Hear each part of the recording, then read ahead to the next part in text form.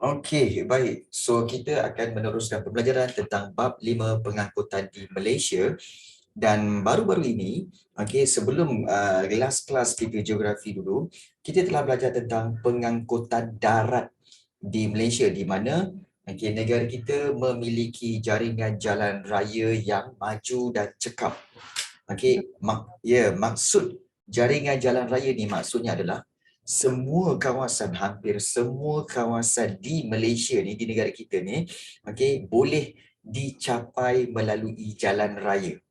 Maknanya kamu boleh sampai ke seluruh kawasan, okey, melalui jalan raya. Dan di samping itu terdapat juga, kita telah belajar tentang lebuh raya, okey, yang telah dibina sepanjang kawasan di negara kita. Jadi kita dah lihat okey, pelbagai lebuh raya, okey, daripada lebuh raya Utara Selatan, Persekutuan, lebuh raya Kuala Lumpur Karak, Pantai Timur, lebuh raya Timur Barat, Kuala Krai, Gua Musang, Kuala Lipis, dan juga lebuh raya Tun Razak serta lebuh raya Pen Borneo yang dijangkakan telah siap dalam tahun ini. Baik. So itu kita telah lihat, okey, dan hari ini kita nak lihat tentang terdapat beberapa jenis jalan di negara kita. Baik, antara beberapa jenis jalan di negara kita ada seperti jalan raya persekutuan, jalan bandaran, jalan yang berturap dan jalan tidak berturap.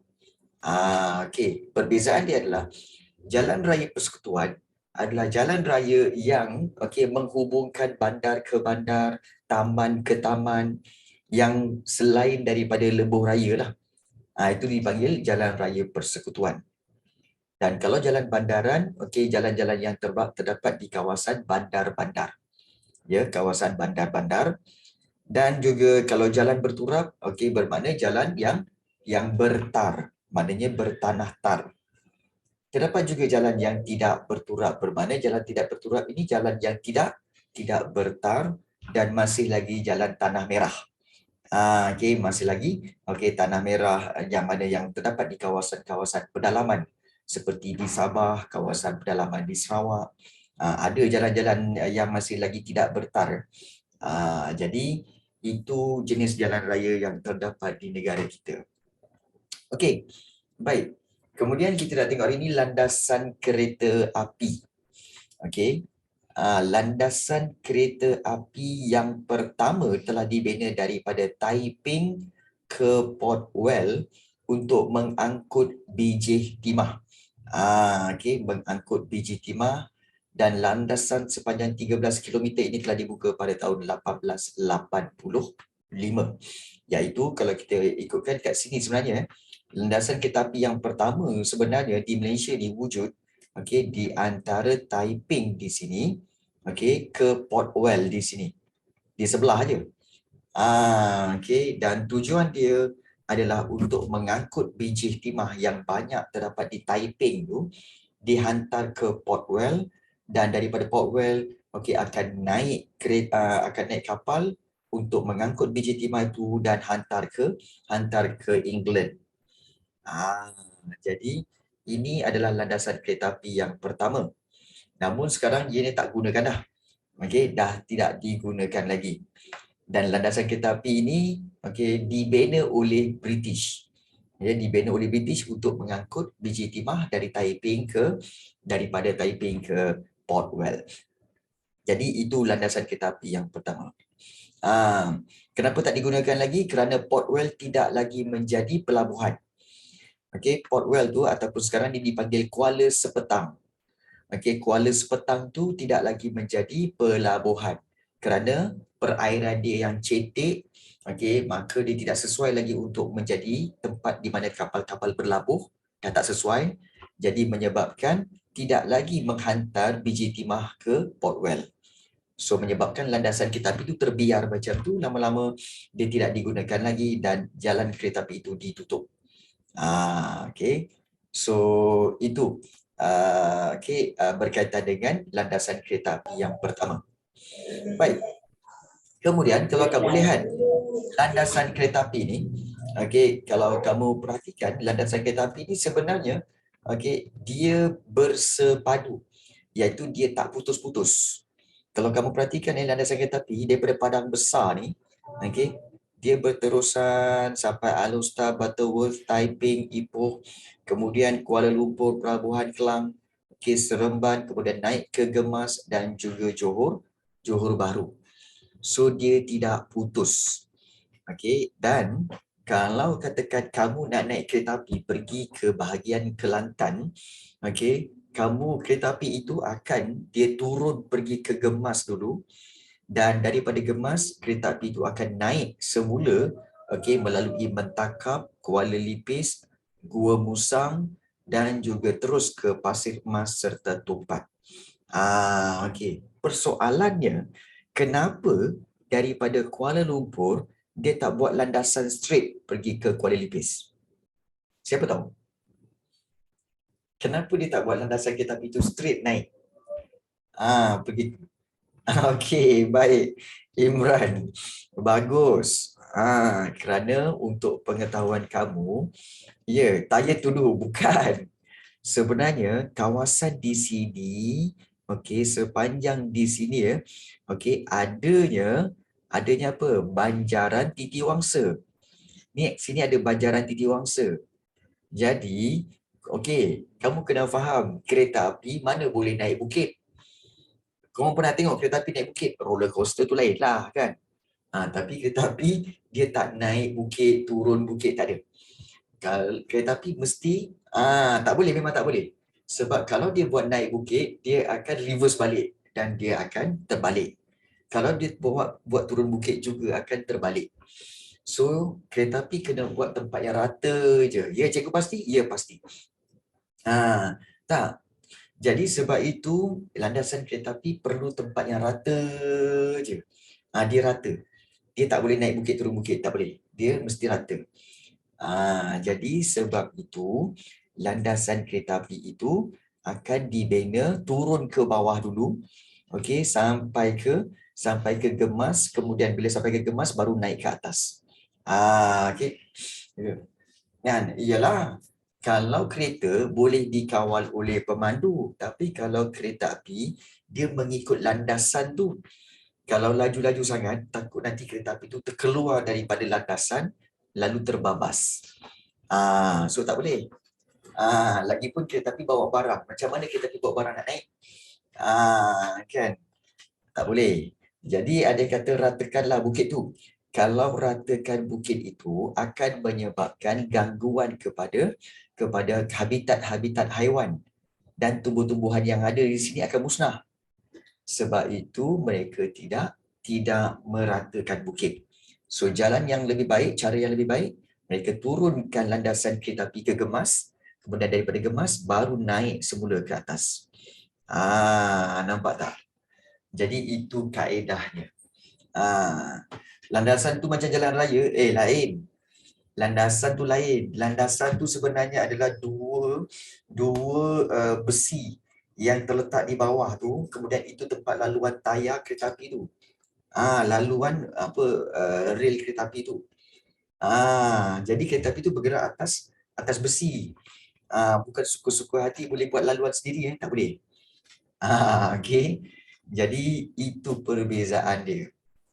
So sebab itu dia turun ke Gemas. Jadi kalau kita lihat di sini, landasan kereta api utama di sepanjang Malaysia menganjur daripada Padang Besar sampailah ke Johor Bahru, dan landasan kereta api daripada Tumpat Kelantan akan menganjur ke Gemas dahulu dan sebelum naik ke atas, dan mereka semua kereta api akan bersambung ke stesen Central Kuala Lumpur. Ini merupakan pusat pengangkutan rel bersepadu Kuala Lumpur. Untuk diorang stop, memang ada mereka. Kereta api akan stop di mana? Iaitu di bandar-bandar besar seperti Butterworth, Taiping, kemudian berhenti sekejap kat Ipoh, kemudian berhenti sekejap dekat Kuala Lumpur, berhenti sekejap kat Gemas, dekat Johor Bahru. Bila sampai di tempat-tempat bandar-bandar ini, landasan kereta api dia akan banyak. Landasan kereta api dia akan banyak di sini. Ini ada satu landasan, ni landasan kedua, landasan ketiga, landasan keempat.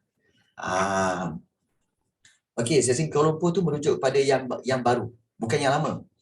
Yang ini yang baru, iaitu di KL Central. KL Central itu merujuk kepada stesen Central Kuala Lumpur yang baru. Ya, yang baru. Jadi itu menjadi kita kata pusat bagi pengangkutan landasan kereta api. Semua bertembung di situ. Yang lama iaitu di Kuala Lumpur juga. Dia menjadi laluan aja. Dia tak kena blok, dia menjadi laluan sahaja. Ya, kenapa dia orang tak buat kereta api macam yang zaman punya dulu? Yang zaman tu punya dulu. Apa benda ni?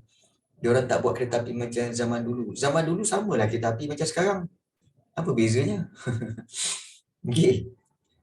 Baik, dan yang ini adalah gambaran stesen kereta api Gemas, iaitu stesen persimpangan antara pantai timur dengan pantai barat.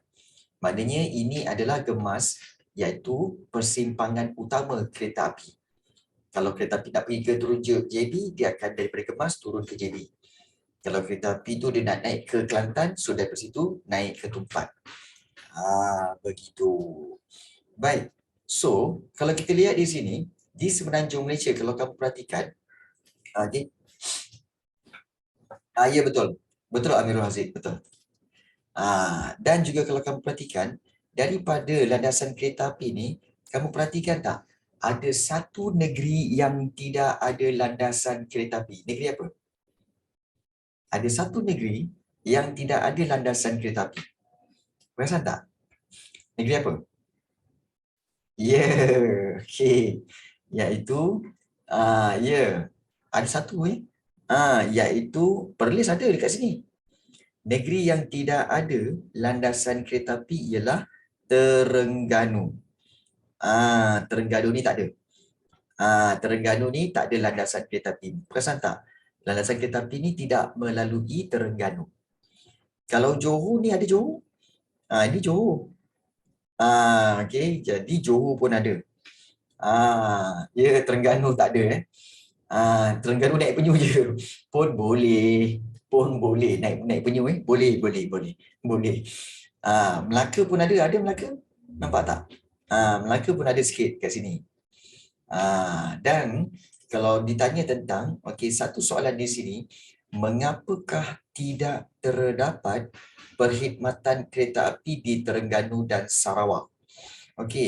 Kenapa? Kerana di Terengganu ni, untuk pergi ke Terengganu bukan low budget, juga kat sini sebenarnya terdapat juga satu kawasan di sini, kawasan Banjaran. Kawasan Banjaran. Iaitu Banjaran apa? Di sini Banjaran Tahan. Dekat sini ada Gunung Tahan. Jadi, ini menyebabkan Banjaran Tahan ini menghalang. Ya, ada gunung lagi. Ya, ini menyebabkan landasan kereta api tidak dapat bawa ke sana. Tak boleh. Tak boleh. So dia ada banjaran kat sini Dia ada banjaran kat sini, so banjaran ini menghalangnya. Kenapa tak ada? Semuanya sebab gunung. Ya, semua sebab gunung. Ya, even kalau kamu tengok dekat landasan dekat Sarawak. Sarawak lagi lah langsung tak ada landasan kereta api. Sebab apa? Sebab sini kawasan-kawasan bergunung ganang kat sini. Dan juga kebanyakan, kamu kena faham, satu sebab gunung, satu lagi sebab penduduk-penduduk di Sarawak dia tidak menggunakan kereta api, tetapi banyak menggunakan apa? Menggunakan sungai, betul tak? Menggunakan sungai sebagai pengangkutan. Boat laju semua. Jadi mereka tidak menggunakan landasan kereta api. Sebab tu tak perlu landasan kereta api. Di Sabah adalah. Di Sabah pun pendek je. Daripada Tenom pergi ke Beaufort, Papar dan juga Tanjung Aru. Tak kan. Kebanyakannya menggunakan sungai. Ingat Sabah Sarawak, alat perhubungan utama ialah sungai. Ya, tak sampai. Sini semua banyak menggunakan sungai. Di sini ada satu sungai dipanggil Sungai Kinabatangan. Suka kebanyakan penduduk menggunakan sungai untuk pengangkutan. Jadi sebab itu tidak ada landasan kereta api. Okay, di Sarawak dan juga di Terengganu pun tak ada landasan kereta api. Jalan kaki lah, betul lah. Baik. So, okay, salah satu syarikat yang menguruskan landasan kereta api negara kita adalah KTMB, Kereta Api Tanah Melayu Berhad. Jadi KTMB yang akan uruskan perkhidmatan kereta api di Semenanjung Malaysia. Baik. So kalau kita lihat di sini, ya, okay, ada juga projek laluan kereta api Pantai Timur sepanjang 620 km ECRL ni, daripada Lembah Kelang dengan Kuantan dan juga Tumpan. So memang sedang mereka buat untuk ECRL ni, yang terbaru, iaitu daripada KL ni pergi ke Kuantan kat sini. Kemudian daripada Kuantan mereka nak naik ke Tumpan. Mereka nak buat dah sekarang ni ECRL yang baru. Namun masih lagi dalam proses pembinaan. So tak lama lagi mungkin Terengganu akan dapat landasan kereta api jugalah. Landasan kereta api juga. Tak kena bajaran Titiwangsa ke? KTM tu sebenarnya kereta api Tanah Melayu. Kereta api Tanah Melayu. Tak kena bajaran Titiwangsa ke? Mungkin kena. Tapi mungkin mereka dah plan untuk tebuk kot. So di sini ada bajaran Titiwangsa, so mungkin mereka buat terowong. Kena buat terowong. Kenapa dia buat ketupat? Sebab kat itulah hujung bagi Semenanjung Malaysia, dan daripada sini mungkin dia orang plan untuk sambung lagi naik ke Thailand. Okay. Yes, new one yang baru punya. Mungkin dia orang nak naikkan sampai ke Thailand. Jadi itu perancangan lah. Okay. Of course lah. Okay, nak naik kereta api memanglah kena bayar tambang. Okay. Yeah, still doing. So lama lagi kalau nak siap. Free je lah. Habis kau ingat dia orang buat landasan kereta api tu pakai apa? Okay.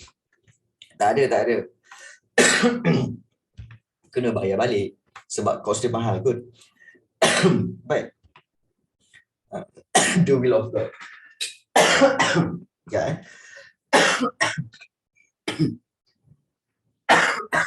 Belum cukup baik lagi.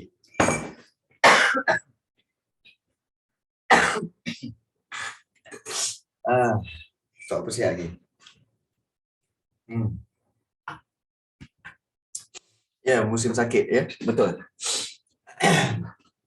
Aduh, ya. Baik. Ya, banyak minum air. Okey, baik. Ada yang bertanya, iaitu kenapa tak dari Johor pergi Singapura? Memang dah ada lah.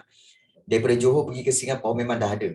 Sebenarnya daripada sini, Johor dia sambung landasan kereta api ni sampai ke Singapura.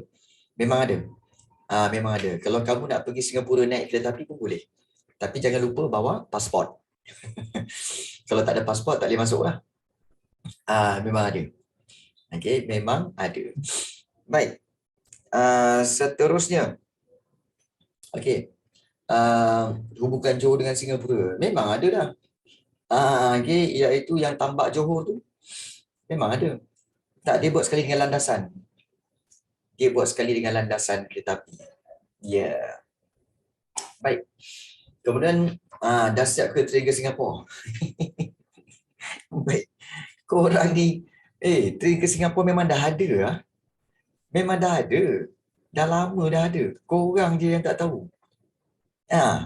La ilaha illallah. Memang ada. Kenapa korang tak tahu peliknya. Kan?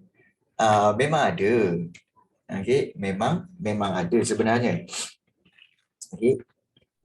Okey, iaitu memang ada. Korang je tak tahu. Okey, jarang naik train. Yang baru tu kan? Tak, dia memang dah lama ada. Okey. Okey, jom kita tengok. Okey, so ini kita tengok kan. Okey, ini kita lihat. Okey, di Semenanjung Malaysia. Okey, dan kita perhatikan okey di bawah ni, okey, iaitu di Singapura ni kalau kita perhatikan, okey, ini Singapura dan kalau kita lihat okey, dia ada dua jambatan dekat sini dan salah satunya adalah okey yang utama adalah okey yang dipanggil Tambak Johor. Ni dipanggil Tambak Johor laluan yang menghubungkan Johor Bahru dengan Singapura. Dan kalau kamu perhatikan betul-betul, okey, dekat sini sebenarnya ada apa? Ada landasan kereta api. Jom kita tengok. Okey. Baik.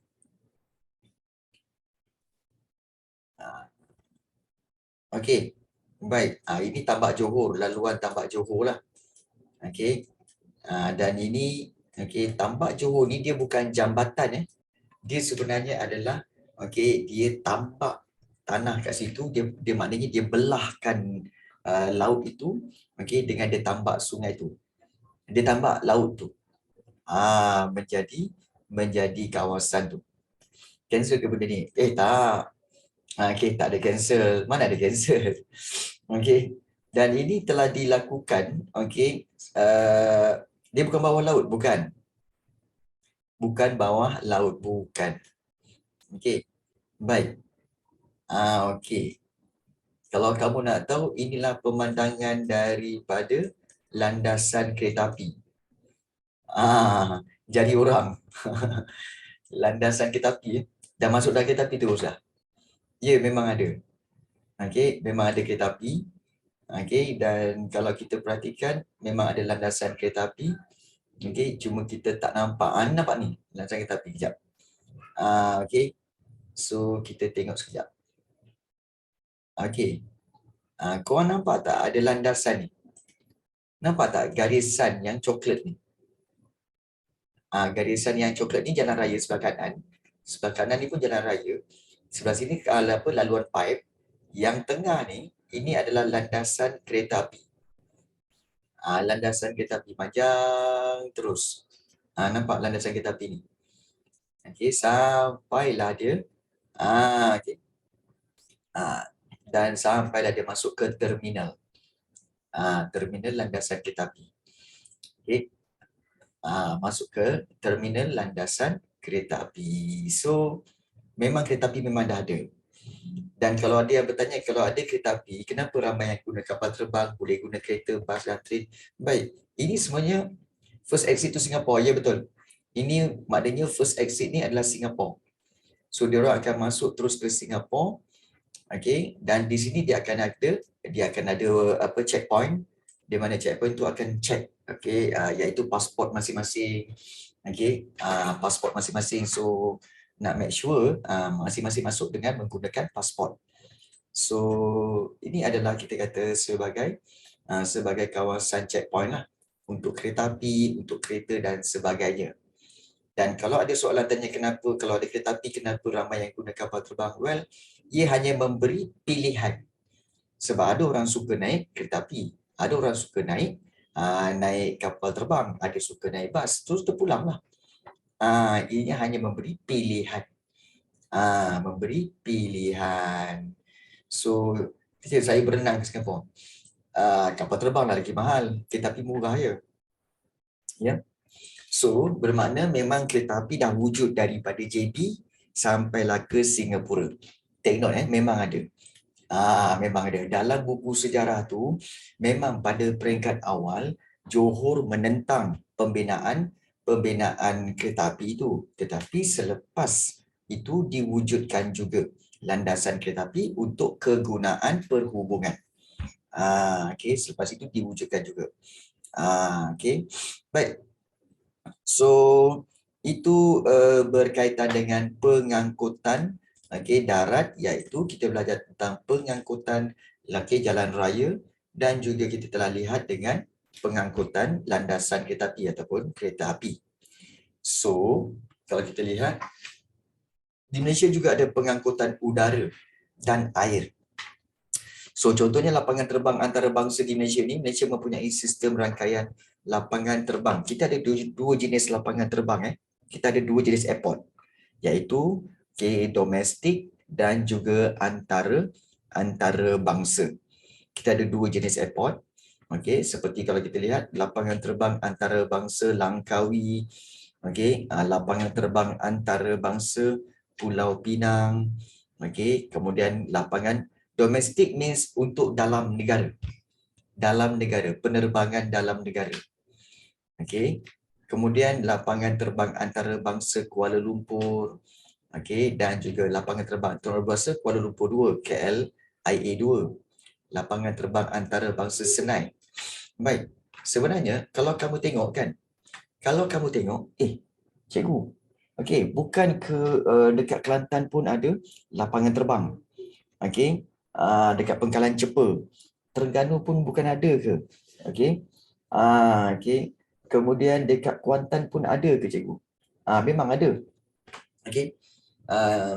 Dia operate, dia dapat Shanghai Airport bukan international tapi dia operate flights international.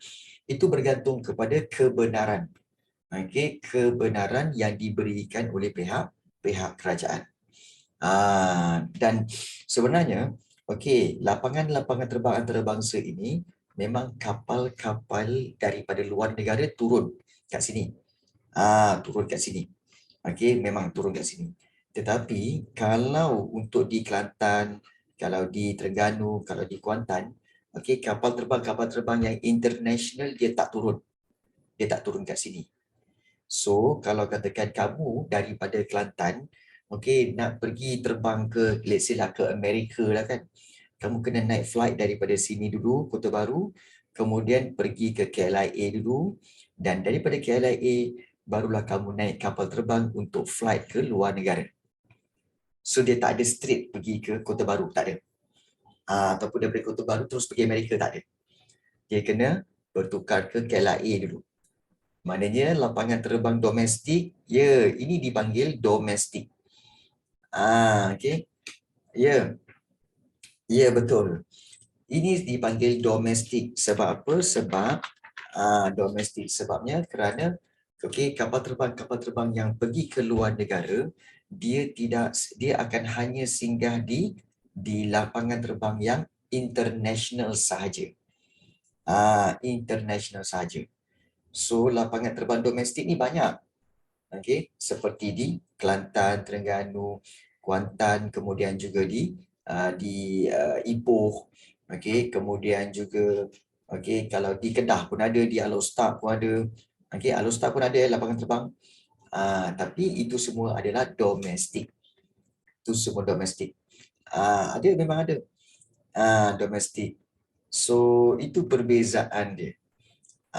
Jadi kalau domestik, dia kena pergi ke lapangan terbang antarabangsa dulu, dan daripada lapangan terbang antarabangsa, baru dia naik flight pergi ke luar negara.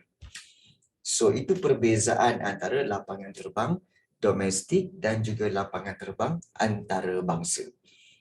Itu perbezaan dia.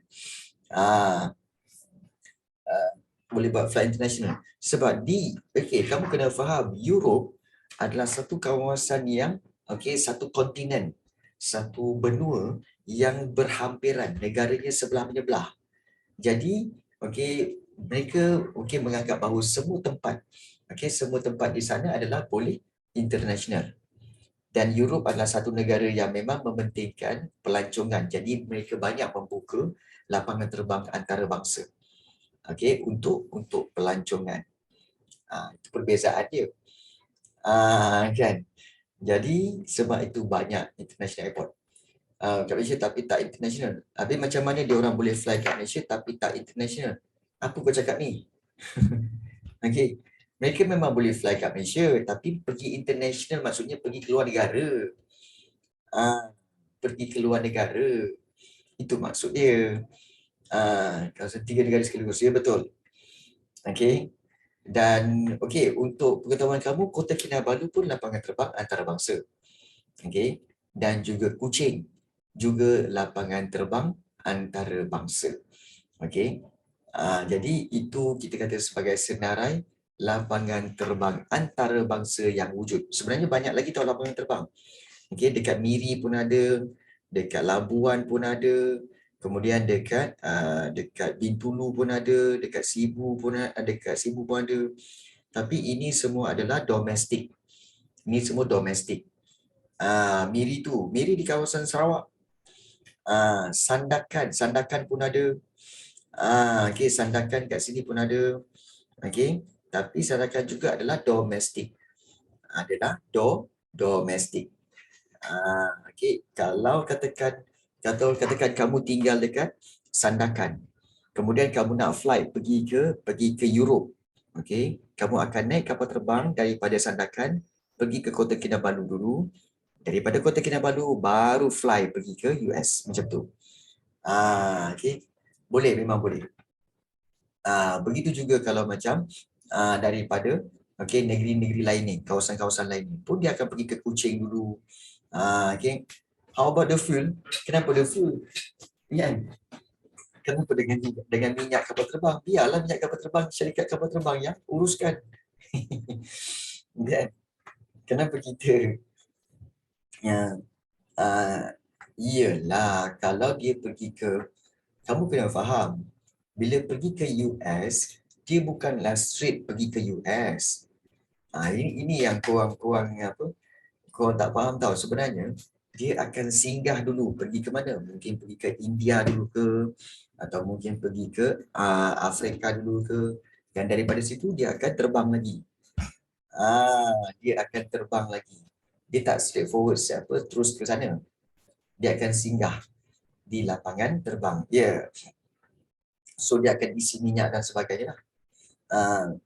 Tak boleh, memang tak boleh. Memang tak boleh. Okay.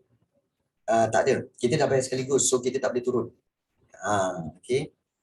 So, pernah buat flight pergi USA. Ya, betul. Okay. Jadi, itulah sebenarnya berkaitan dengan penerbangan lapangan terbang antarabangsa. Malaysia mempunyai 6 lapangan antarabangsa, 16 lapangan terbang domestik dan juga 18 padang terbang.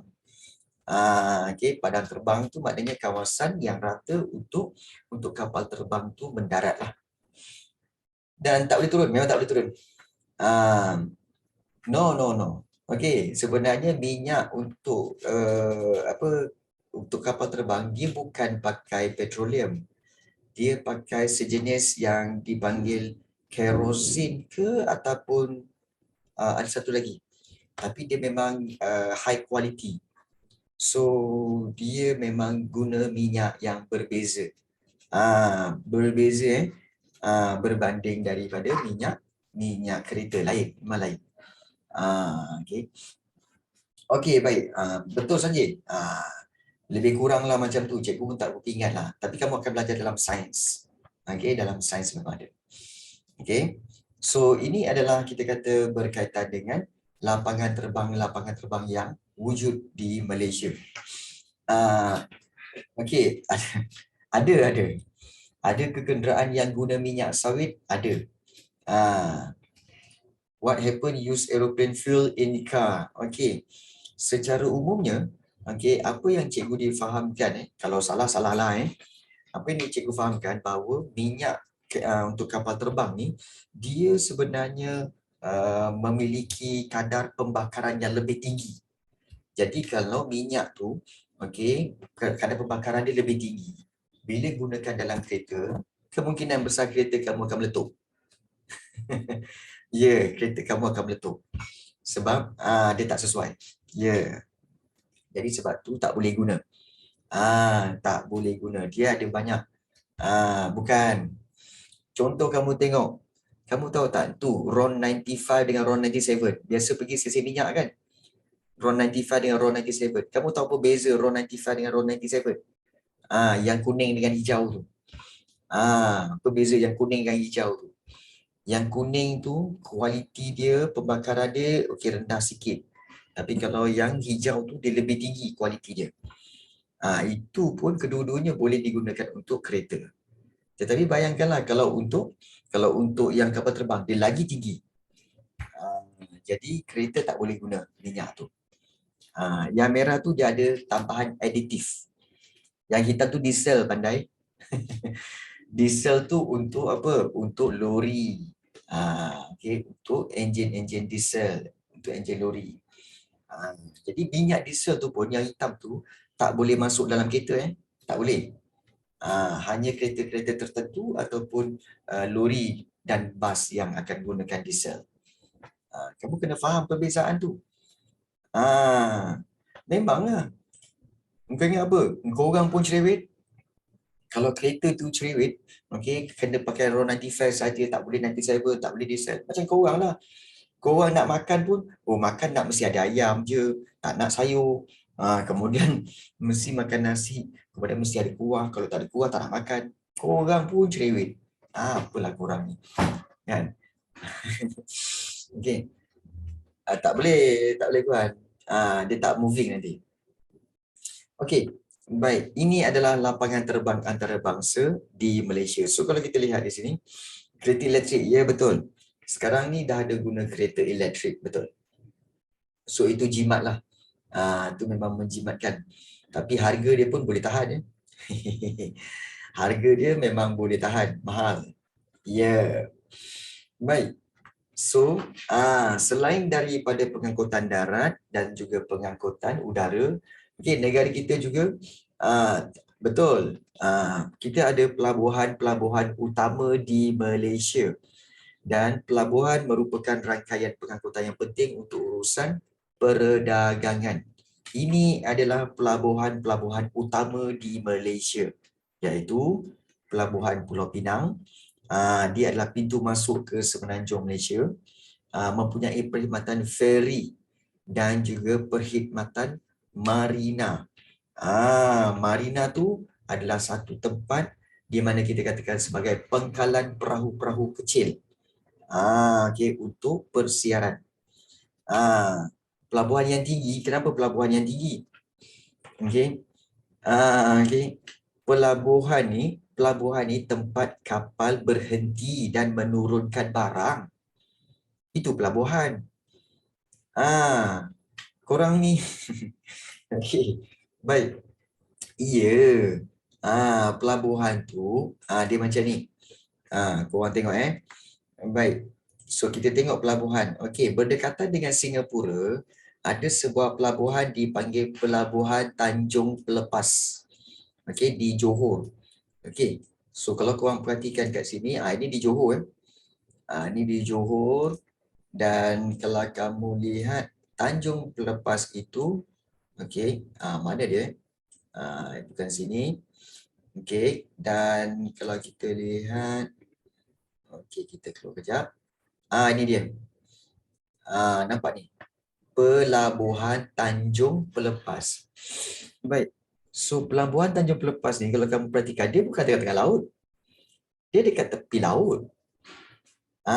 Dia di tepi laut. Dan inilah pelabuhan. Nampak tak? Tempat di mana kapal-kapal berhenti. Okey, dan turunkan kargo. Nampak tak? Turunkan barang-barang dia ni. Yang kotak-kotak ni semua kargo lah ni. Kontena-kontena, nampak tak? Ni kapal-kapal yang berhenti lah ni. Nampak?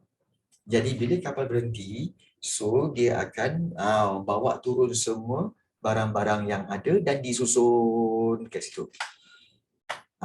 Disusun. Inilah dipanggil, ini Pelabuhan Tanjung Pelepas. Nampak? Memang besar ni. Okey, memang besar. Itu bukan pelabuhan, itu pelantar minyak. Pandai. Itu pelantar minyak. Okey. Okey. Baik, ini Pelabuhan Tanjung Pelepas. Okey. Dan memang tempat dia memang untuk menurunkan. Ya, betul. Setiap hari penuh. Betul, setiap hari penuh kargo. Barang-barang kat sini memang penuh dan banyak. Okey. Dan biasanya setiap hari, ya betul. Memang setiap hari memang penuh kawasan ini. Penuh kawasan ini dengan, dan kita tak dapat nak turun sebab kawasan ini biasanya menjadi kawasan larangan lah. Okey, larangan untuk turun. Ya, setiap hari. Memang penuh. Sebab kalau kita lihat ini nampak ni. Ini nampak ni kapal-kapal ni okey sedang menuju ke pelabuhan Tanjung Pelepas. Nampak tak? Okey. Kapal-kapal ni nampak tak? Punyalah banyak kapal ni. Kita tengok kapal dia ada laluan khas dia. Dia dah tahu mana laluan dia. Nampak ada banyak ni. Nampak punya banyak kapal. Ya. Orang laut ke tu cikgu? Bukan. Dan di sini pun ada pelabuhan. Ya betul. Okey. Baik, yang ini adalah pelabuhan bagi pelabuhan bagi Singapura. Okey, ini kawasan pelabuhan bagi Singapura lah. Tapi banyak kapal akan berlabuh pergi ke pelabuhan Tanjung Pelepas. Ada. Okey, tak ada lanun curi barang ke? Ada, tetapi okey, kita tahu bahawa di kawasan ini banyak juga banyak juga bot-bot dan tentera-tentera yang berkawal. Bot dan tentera berkawal banyak. Kapal datang dari mana? Dari seluruh negara, seluruh dunia. Okey, kapal datang daripada seluruh dunia. Okey, daripada seluruh dunia. Jadi sebab itu kalau kita lihat banyak satu dunia datang. Ya. Okey. So itulah yang merujuk kepada kawasan pelabuhan di Singapura dan juga Tanjung Pelepas yang kita baru tengok tadi. Okey, itu adalah pelabuhan Tanjung Pelepas dan Singapura terkenal dengan pelabuhan. Dan kalau kita lihat pelabuhan Singapura okey banyak terdapat di kawasan-kawasan ini. Okey. Okey, dan juga di kawasan East Coast Park. Okey, begitu juga kawasan ni ada Navy. Okey. Ada kawasan Navy. Kamu nampak tak ni? Nampak tak ni bertabur berapa banyak kapal-kapal ni? Nampak tak? Berapa banyak kapal? Campur semua. Nampak ni? Macam ikan cikgu. Ya, macam ikan. Nampak tak? Punya banyak kapal-kapal yang melalui perairan Singapura. Sebab itu Singapura terkenal sebagai pusat pelabuhan. Okey, Singapura terkenal sebagai pusat pelabuhan. Nampak ni? Macam ikan kan? Orang tengok pun ngeri kan? Macam mana dia orang? Ya. Okey. So kapal-kapal dia memang banyak. Okey. Dia datang Singapura pun ada, datang Johor pun ada. Okey, datang ke Singapura pun ada, datang ke Johor pun ada. Nampak ke mana-mana kamu pergi, okey, kamu akan perhatikan banyak perairannya dipenuhi oleh kapal-kapal. Ni semua kapal-kapal dagang ni. Kapal-kapal yang bawa barang ni. Iyalah, betul lah tu. Okey. Jadi kalau kita lihat itu belum termasuk lagi di kawasan sini. So kita lihat punya banyak kapal yang berdagang. Nak orang kat Singapura tolong hantarkan ke Johor. Ya, ada, memang ada. Memang ada. Okey, selain daripada situ, okey, pelabuhan yang terkenal iaitu di kawasan Selangor, iaitu di Pelabuhan Klang. Okey, itu pun pelabuhan antarabangsa juga. Iaitu kalau kita pergi ke Selangor, okey, pelabuhan yang terkenal adalah ini dia. Okey, pelabuhan di Pulau Indah ni iaitu di Klang. Okey, kalau kamu perhatikan di Westport. So kedudukan ni sama je. Okey, iaitu kalau kamu perhatikan, okey, pelabuhan mesti ada tempat kapal untuk berhenti, kemudian dia ada tempat kargo untuk turunkan barang-barang. Okey. Dan juga kalau kita perhatikan, okey, punyalah panjang. Ini panjang. Okey. Baik Sanji. Okey. Baik, so ini adalah pelabuhan di Kelang sebenarnya. Sama juga. Pelabuhan ini juga okey, memang besar. Okey, memang besar pelabuhan ini. Okey, so menjadi tumpuan kepada para kapal untuk berlabuh di sinilah. Kapal-kapal berlabuh di sini So memang dia menjadi tumpuan lah, memang besar gila. Ya, dah besar pun masih boleh penuh ke? Ya, memang boleh penuh. Nampak tak? Besar macam ni, berapa banyak tempat untuk turunkan barang ya. Kita ada 1, 2, 3, 4, 5, 6, 7, 8, 9, 10, 11, 12, 13, 14, 15, 16, 17, 18, 19, 20, 21. Sekali turun 21 kapal boleh turun. Boleh berhenti. Ya penuh. Memang penuh. Dan ini kontena-kontena yang diturunkan daripada kapal kapal laut tu. Bayangkanlah. Berapa banyak kontena dan masih ada ruang lapang ni. Just in case kalau katakan ada pertambahan kapal, maka dia akan ratakan kawasan ini untuk diletakkan kontena-kontena lain. Jadi inilah gambaran di mana ni pelabuhan. Kerajaan punya ke? Ini semua adalah milik, kita kata pelabuhan adalah milik kerajaan. Ya. Tetapi ada yang akan menguruskannya. Ada syarikat yang akan menguruskannya lah. Di bawah kerajaan. Dan ini ada pantai Aceh. Kat tepi ni ada pantai. Tapi pantai Aceh ni tak sesuai. Pantai Aceh ni tak cantik untuk berkelah sebab dia berlumpur sikit lah. Kawasan dia berlumpur. Contoh sebab cikgu pernah pergi sini, pernah mancing kat sini. Pernah mancing ikan kat sini, jadi tahu lah. Kawasan dia. Ni kawasan pantai dia. Ni pantai bukan untuk mandi-manda Ini pantai untuk memancing boleh lah.